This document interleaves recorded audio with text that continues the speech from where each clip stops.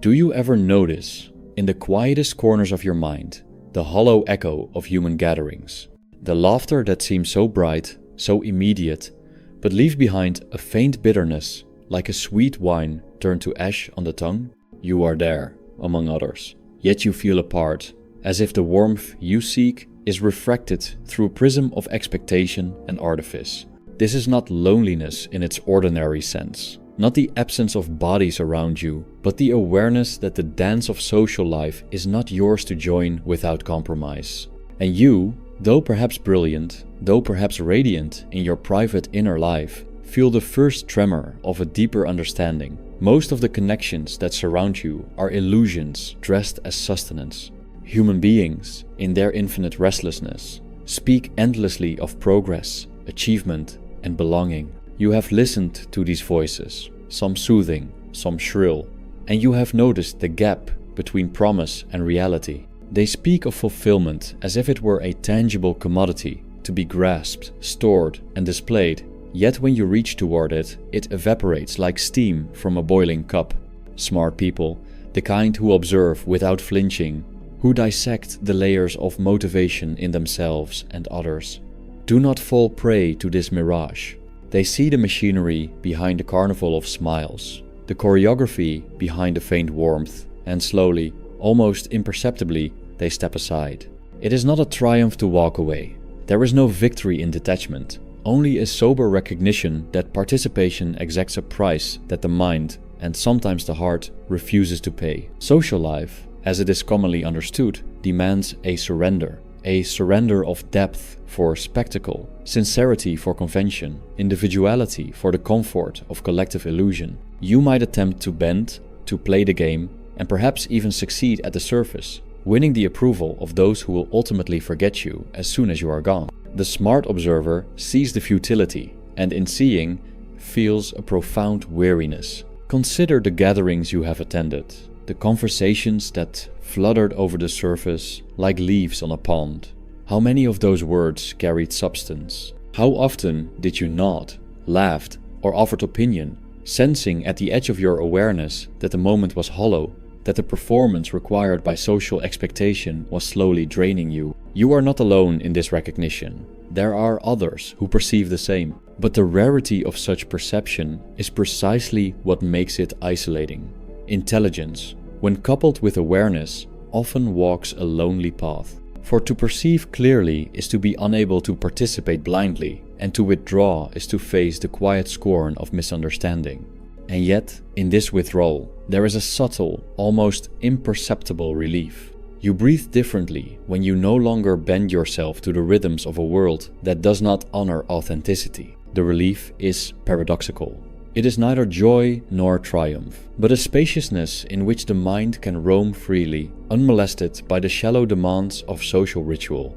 Here, in this self-chosen exile, you confront your own desires, your own illusions, and perhaps most acutely, the illusion of social necessity itself. It is a strange, sorrowful realization. The world thrives on noise because noise conceals emptiness. People surround themselves with chatter, with company, because silence is unbearable to those who fear themselves. The smart observer, who does not flinch from silence, who listens to the echo of their own thought without immediate distraction, experiences a liberation tinged with melancholy. In that liberation, however, there is also danger. The withdrawal that shields the mind can harden the heart, and isolation, like all absolutes, carries its own subtle poison. Awareness, when it is not tempered, may bloom into cynicism, a relentless, bitter clarity that leaves no space for even fleeting pleasures. And here is the first subtle release, the paradox of your position. You are alone, and yet you are in company, your own mind, your own perception, your own clarity. Others may flock to noise, to superficiality, to the temporary warmth of shared illusions. But you have discovered that solitude, when embraced consciously, is not emptiness. It is a space of profound observation, where the machinery of life can be seen and studied without distortion. You may ache at the absence of connection, but you also see its futility, and in this duality there is a peculiar, melancholic grace. The modern world offers no solace, Its promises are gilded illusions, technology, spectacle, and the endless procession of curated experiences whisper endlessly of fulfillment while delivering only distraction. Even the brightest minds are seduced by the flickering glow of validation, of digital applause, of ephemeral attention. You, who have perhaps tasted this seduction, know its hollowness intimately. Each like, each laugh, each fleeting affirmation is a ghost, vanishing as soon as it is grasped, leaving behind the familiar emptiness. The intelligent observer, sensing the futility, begins to peel away the layers of engagement, one by one, until only the bare essence of awareness remains. Do not mistake this awareness for bitterness, though it may feel like it. It is not cynicism, but clarity. The world is not inherently cruel, it is indifferent. Its structures, its norms, its social dances do not exist to harm or nurture. They exist because existence manifests them as expressions of will, the will that drives all creatures to act, to strive, to consume, and to suffer. In recognizing this, you see the futility in chasing the approval of others. You see the quiet horror of endless striving without rest. And in seeing, a subtle shift occurs, a liberation from the demand to perform, to impress, to conform. There is, perhaps, a deeper question that gnaws at the edges of your consciousness. Why, if the world is so indifferent, do we not simply abandon it entirely? Why continue at all? The answer is embedded in the very nature of will, the relentless force that drives all life, that refuses stillness even as it recognizes suffering. You cannot cease entirely, for you are part of this machinery, yet you can choose the degree to which you participate. To walk away from social life is not renunciation in the spiritual sense, nor a retreat in cowardice. It is a measured acknowledgement of reality, a refusal to expend energy on illusions that do not serve clarity. Notice the subtle rhythm of your own withdrawal. Each absence, each silence, each choice not to engage is a quiet act of resistance, not against others, but against the tyranny of expectation, against the hunger of society that feeds on attention, against the subtle seduction of superficial engagement. You are not isolated because you are incapable. You are isolated because you see. This is the paradoxical blessing and curse. Insight breeds distance. And yet, in this distance, there is a fragile beauty, a purity of perception, a lightness that comes from knowing, not from believing. And still, do not seek to romanticize this solitude.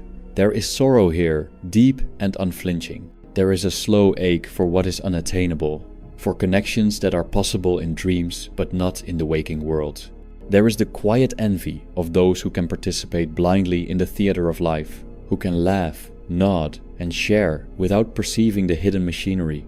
But envy is brief. Clarity soon replaces it, and with clarity comes the first true breath in this constrained existence. You see, the world is neither a stage nor a theater. It is a mirror, and the mirror, like all mirrors, reflects only what stands before it. Those who chase applause or companionship without introspection see only themselves in shallow water. Those who walk away, who step aside, confront not absence but reflection. And what do you see in this reflection? Perhaps a mind unclouded by pretense, perhaps a heart that beats in silence, perhaps a soul that trembles at the raw, unfiltered reality of existence. Here, let us pause with another quiet release.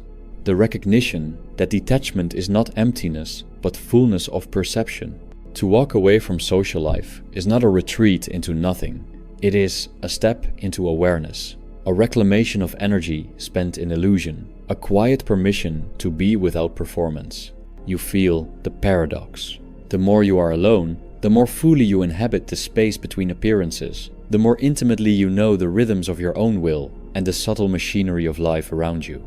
And so the first segment ends, not with a resolution, but with a lingering image. You, standing at the edge of a quiet room, listening to the faint murmur of the world outside. You hear its promises, its laughter, its demands, but you do not move toward them. You remain poised between despair and clarity, aware that the act of stepping aside is itself a confrontation with reality. You are not escaping, not hiding. You are observing, breathing, recognizing, and, in some small, melancholy way, reclaiming the right to see clearly. You have begun to step aside, yet the world does not pause for your contemplation. It presses in with invisible hands, whispering of obligations, of appearances, of the relentless demand to perform even when you wish to dissolve into the stillness. You feel the weight of attention not given, but assumed, the constant expectation that your mind, your time, your very being will be offered as sustenance to a society that does not notice, that never notices. The irony is exquisite and bitter. Intelligence, the very faculty that allows you to perceive clearly, also renders you susceptible to the relentless pangs of absurdity. You see the scripts, the unspoken rules, the polite deceptions, and you recognize the futility of pretending. Yet recognition does not free you from the ache, it sharpens it. It is here, in this tender and piercing awareness, that the first subtle truth of social withdrawal is revealed. It is not merely the absence of others that brings relief, but the refusal to participate in the theater of pretense. The gatherings, the conversations, the ceaseless ritual of small talk, all of it is a mirror reflecting the emptiness you already sense within yourself. And yet, there is no condemnation here. The world does not conspire against you, it merely is. The machinery of desire turns ceaselessly, and all creatures, aware or blind, are caught within its cogs. To withdraw is not to escape, but to witness. You notice now the strange duality that arises. Detachment is both burden and blessing. Each absence of engagement is accompanied by a silent echo of longing. You feel the faint pulse of what might have been the warmth of recognition, the illusion of understanding, the fleeting comfort of shared experience, but it is ephemeral. It vanishes as quickly as it appears, leaving behind only the unadorned truth. All social connection is fleeting, a temporary alignment of wills that cannot satisfy the deeper currents of consciousness. The intelligent mind perceives this, and yet the heart, that stubborn relic of evolutionary necessity, still aches for it. Here, then, is the first release in this deeper segment. The paradox that consciousness itself is the source of suffering, yet also the source of liberation. You feel the tension, like a taut string vibrating in silence, aware that every attempt to bridge the gap between self and other is doomed, yet also aware that in recognizing this doom, you achieve a subtle sovereignty. It is a sovereignty not of power, but of perception, the quiet authority of seeing without illusion, of inhabiting solitude without the pretense of emptiness. The machinery of human desire is intricate, almost cruel in its subtlety. You notice it in yourself. The faint hope of recognition, the almost imperceptible longing for approval, the self-deception that whispers, "If I could only be understood, if I could only be accepted." Yet you know, deep in the marrow of your awareness, that this hope is a mirage. Approval is always partial, always temporary, always bound to conditions that are invisible until they are broken. To seek it is to chase shadows across a wall, and even when the mind perceives the futility, the will, the relentless, unreasoning engine within, continues its quiet, inexorable hunger. You are, in a way, cursed with lucidity. Others may stumble forward, unaware, soothed by distraction, wrapped in the soft blankets of superficial company. You cannot.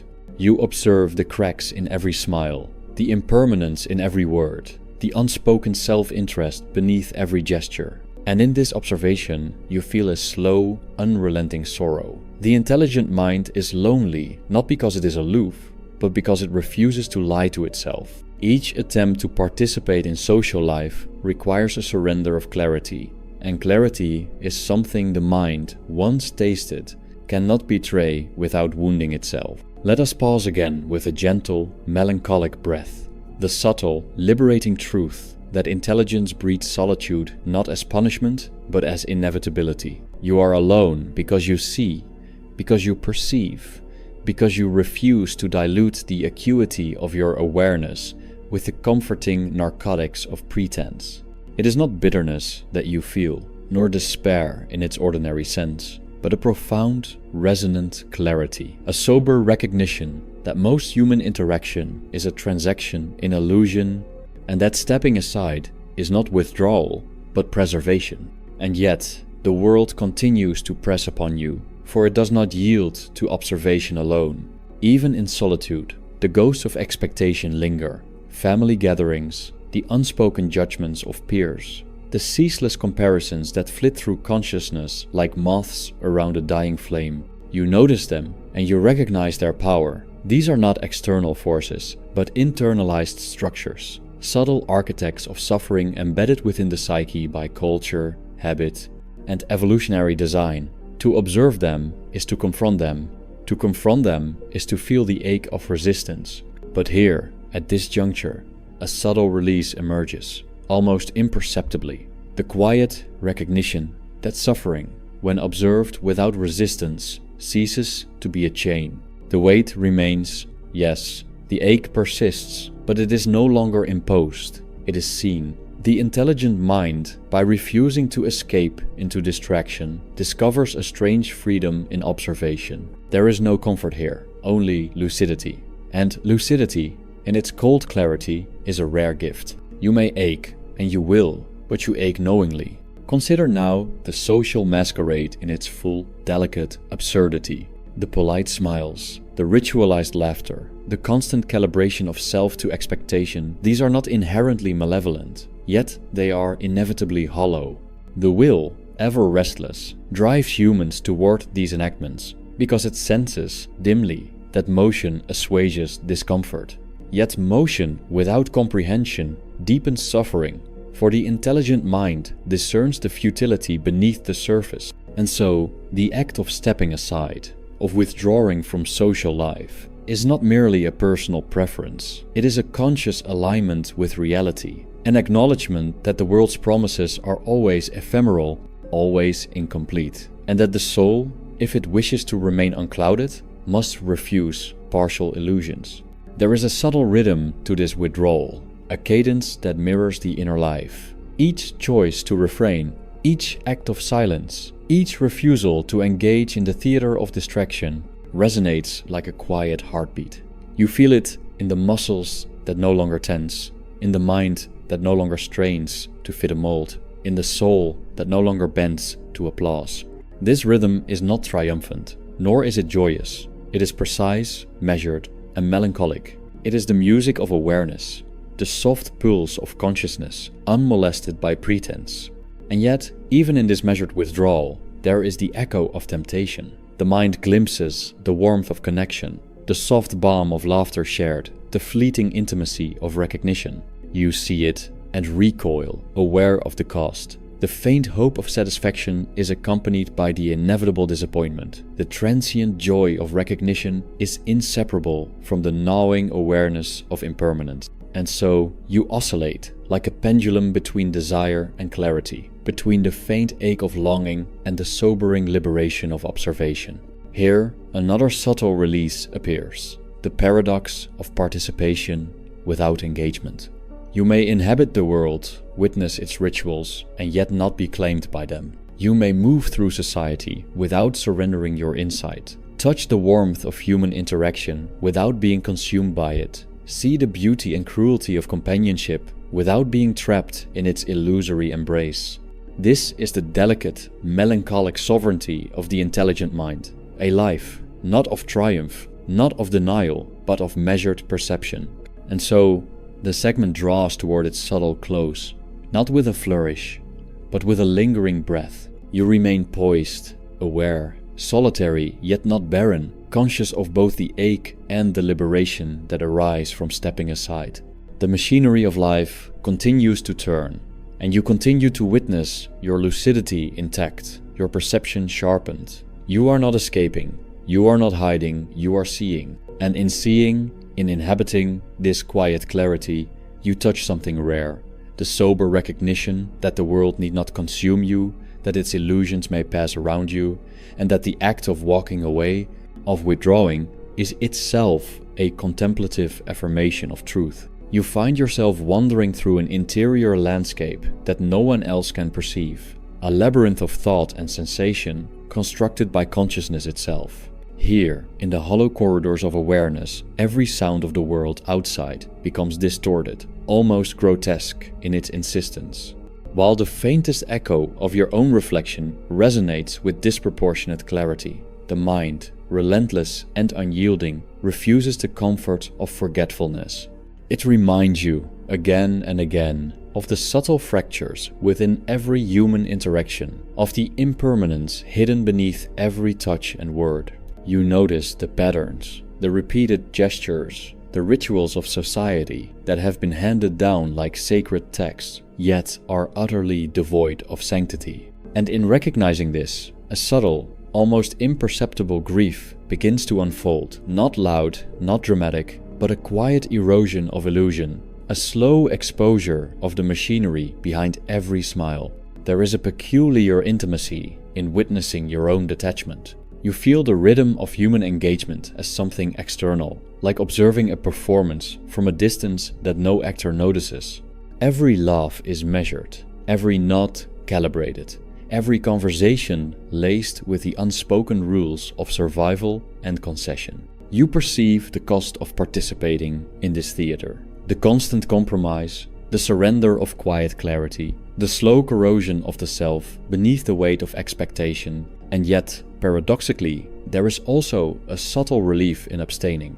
By refusing to surrender, you inhabit a space outside of pretense, a delicate sanctuary where observation replaces performance and lucidity softens into a gentle, sober companionship with yourself. You notice, with a painful precision, the way memory shapes the perception of others. Each person carries a shadow of their own past disappointments, their hidden anxieties, their unspoken resentments, and these shadows brush against you in subtle, almost invisible ways. You begin to see that social withdrawal is not merely a retreat from others, but a recognition of the invisible weight that everyone carries, a refusal to absorb the cumulative burdens of unacknowledged despair.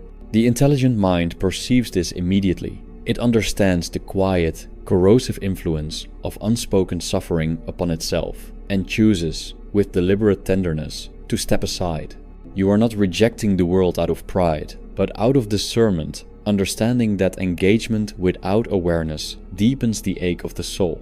And yet, the will, ever restless, ever insistent, continues its quiet demands. Even in withdrawal, it stirs, whispering of what could be, of fleeting warmth, of the illusory satisfaction of recognition. You feel its subtle gnawing, the faint but persistent tug of desire that refuses to be quieted. It is a strange companion, neither cruel nor kind, but unavoidable. To observe the will in oneself is to confront a constant paradox. The intellect understands the futility of desire, yet the body, the inherited machinery of sensation, insists upon it. You realize that solitude does not eliminate the will. It merely removes the noise of external distraction, leaving its murmurs exposed in their stark, undeniable presence. This is the point at which the mind begins to perceive the true architecture of suffering. It is not only external conflict that tortures the soul, but the internal persistence of wanting. The will, blind and ceaseless, constructs suffering from the mere act of its own motion. Each longing, each faint hope, each restless impulse is a microcosm of universal dissatisfaction. An intelligence, that quiet, piercing faculty, perceives the pattern with unflinching clarity. You see that withdrawal is not a mere avoidance of discomfort, but a recognition that the machinery of existence itself is a generator of suffering, a persistent, inexorable engine that cannot be silenced. You feel, almost physically, the weight of accumulated awareness. Every observation sharpens the edge of consciousness. Every insight cuts into the comforting illusions that society offers so readily. And yet, there is a strange, delicate beauty in this pain. It is a beauty of clarity, of unmasking, of perceiving the world as it is, rather than as it pretends to be. There is no relief in illusion, but there is a subtle solace, in truth, the quiet resonance that comes from inhabiting reality with open eyes, even when reality is unkind. You recognize, with a gentle dread, that the intelligent mind is doomed to oscillate between observation and desire, between awareness and the faint pang of what might have been. The social world continues its ceaseless motion, indifferent to your clarity, Its rituals persist, its patterns repeat, its expectations remain unaltered, and yet you are no longer swept along. You inhabit a space outside its demands, a silent observer within the tumult. Every encounter, every glance, every gesture is perceived without participation, and in this perception, a subtle sovereignty emerges. It is not a power to control others, nor a triumph over circumstance, but a quiet, melancholic mastery over one's own awareness. You feel the solitude not as punishment, but as precision, a delicate tuning of consciousness that allows the mind to remain unclouded by the machinery of pretense. The ache of isolation is subtle, almost imperceptible at first. It creeps along the edges of experience, a faint shadow of longing for connection that is never fully extinguished. You recognize it and do not deny it. To feel is not a failure, to acknowledge is not a surrender. The intelligent mind learns that suffering is not only unavoidable, but inseparable from awareness. And so, the act of withdrawal becomes both a shield and a lens. It protects the self from unnecessary deception while simultaneously sharpening the perception of reality, allowing the mind to see with clarity what others obscure with distraction. There is a peculiar temporality in this state of awareness. Moments stretch and contract with subtle elasticity. The observation of life becomes a quiet meditation on impermanence. You notice the brief alignment of human wills in conversation, the transient warmth of a smile, the fleeting satisfaction of recognition. And you also notice the fragility of these moments, the impossibility of their permanence, the subtle decay that follows every encounter. It is a quiet lesson in impermanence, not delivered with violence, but whispered softly through the corridors of perception, leaving an almost imperceptible mark upon the soul. In this space, your thoughts turn inward with a gentle insistence. You confront the nature of your own consciousness, the architecture of your desires, the silent insistence of the will that drives all suffering. You perceive, with a dispassionate tenderness, the absurdity of hoping for complete satisfaction in a world constructed upon transience. The recognition is not new, yet it is continually reaffirmed. All striving, all seeking, all attachment is temporary, fleeting, inevitably giving rise to a new cycle of dissatisfaction.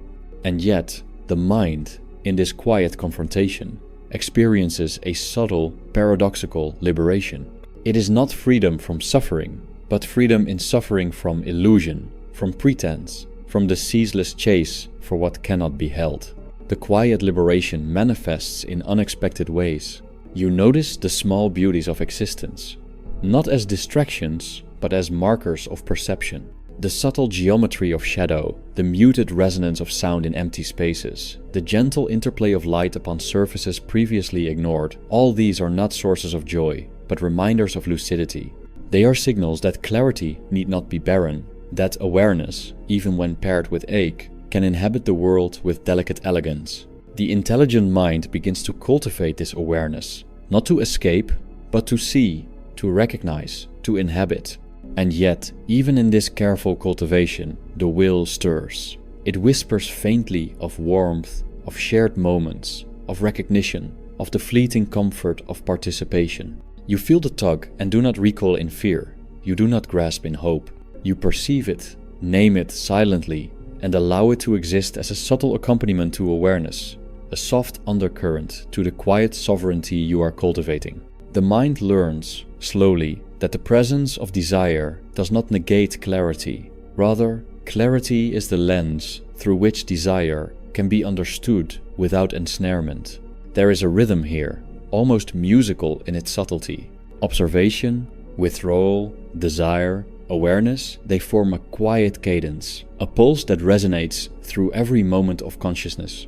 Each act of perception becomes a note, each recognition a chord, each moment of understanding a measure in a long, unending composition. And you, the listener, inhabit this music not as a participant, but as a witness. You feel the resonance of lucidity in your bones, the quiet tremor of consciousness, acknowledging the inevitability of suffering and the delicate, melancholic beauty that arises when illusion is set aside.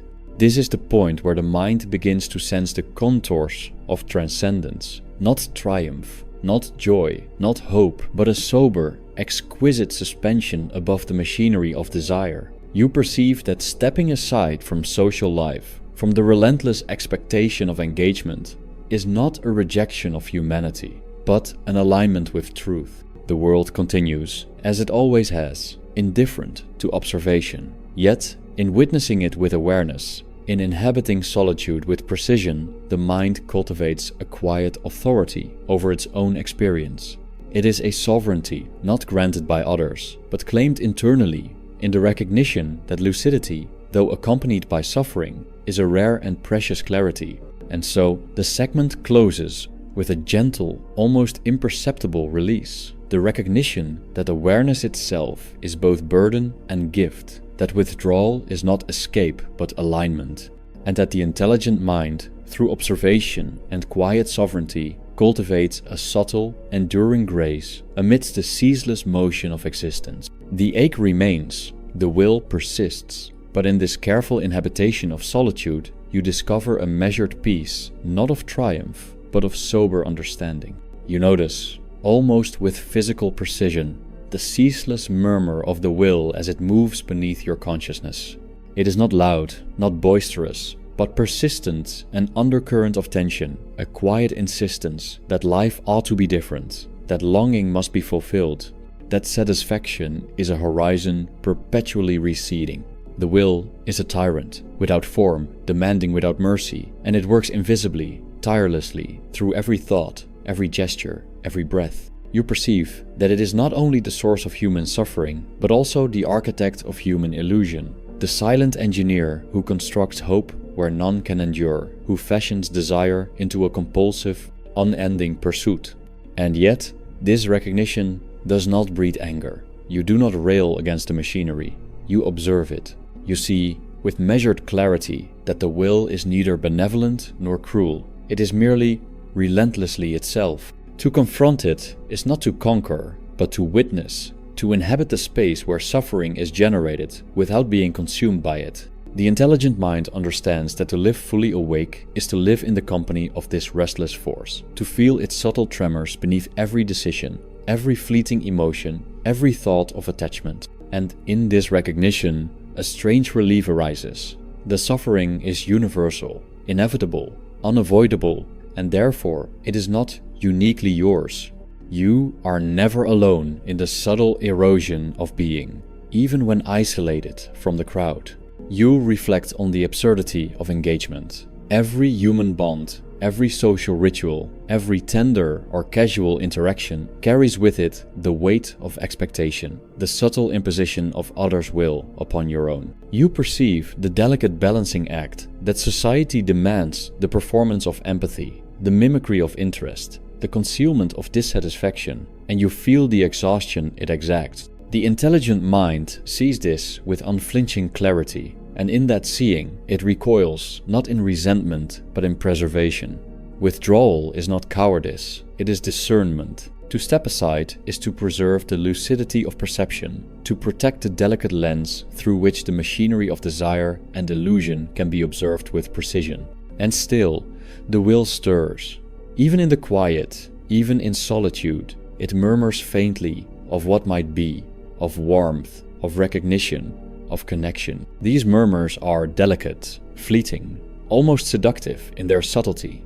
You feel them, and you do not grasp, you do not flinch. You allow them to exist, to pass, to be recognized and released in the same breath. Awareness becomes a delicate choreography. The mind observes without entangling, feels without grasping, perceives without distortion. There is no triumph here, no conquest of desire, no satisfaction of longing, only the sober, exquisite discipline of lucidity. The social world continues its ceaseless motion, indifferent to your observation. Its rituals persist, its dramas unfold, its demands multiply, and yet you inhabit a different tempo. You move in the quiet rhythm of observation, detached but alert, a witness to the impermanence and subtle absurdity of human striving. You notice the fragile alignment of attention in conversations, the fleeting satisfaction of approval, the transient bonds forged in the shadow of mutual pretense. And you also notice the inevitable decay, the drift of attention, the erosion of patience, the unspoken dissonance that always returns. Withdrawal is not avoidance of experience, but acknowledgement of its impermanence, a refusal to be ensnared by the transient machinery of collective desire. In solitude, time itself begins to reveal its contours. The mind stretches moments and compresses them with delicate elasticity. You perceive the quiet geometry of existence, the spaces between events, the intervals between thoughts, the pauses between desires. Each interval is a subtle lesson, a marker of lucidity, a moment in which the machinery of suffering becomes almost tangible, yet untouchable. You understand that consciousness, when unclouded by expectation or attachment, experiences a rare clarity, the ability to see the world as it is, without the distortion of projection or the sediment of habitual longing. And in this clarity, you confront a subtle, paradoxical liberation. Not freedom from suffering, for that is impossible, but freedom in suffering from pretense, from illusion, from the restless tyranny of unexamined desire. You begin to perceive the beauty of this liberation, not as a joy that lifts, but as a quiet elegance, a sober grace that allows the mind to inhabit the world without being consumed by it. Even the will, even the persistent stirrings of longing, become part of the composition, a rhythm, a cadence, a constant undercurrent beneath the clarity of awareness. You notice how memory, so often a subtle tyrant, begins to lose its edge. Past grievances, minor humiliations, forgotten disappointments, these no longer claw at the mind with the same insistence. They are observed, acknowledged, and released, like leaves drifting on a quiet river. You feel the faint tremor of relief that comes from seeing the transience of everything that once seemed so urgent, so essential. The intelligent mind understands that attachment to memory is merely another extension of the will, another mechanism through which suffering asserts its presence. Release does not negate experience, it merely reframes it, placing it in the measured context of impermanence. Yet, even in this measured clarity, the ache remains. The longing for recognition, for warmth, for fleeting participation in the social current, these desires persist. You feel them as subtle tremors beneath consciousness, faint shadows brushing against lucidity.